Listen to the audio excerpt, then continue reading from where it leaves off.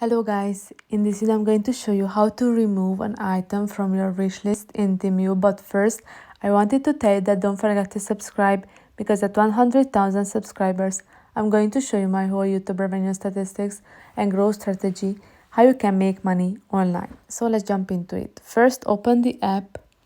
Now, I'm going to add an item to my wish list. You just need to click on it, and at the top of the screen you can see that heart icon. Click on it and now it's added to the wish list. I'm going to open my wish list, but I'm going to show you how to go directly to your wish list.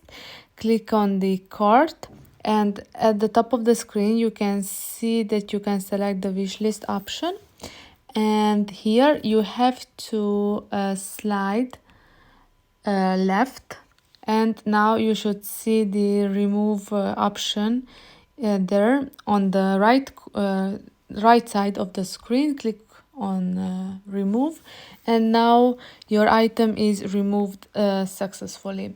I hope this video was helpful for you. If it was, please consider subscribing, and see you in the next one. Bye bye.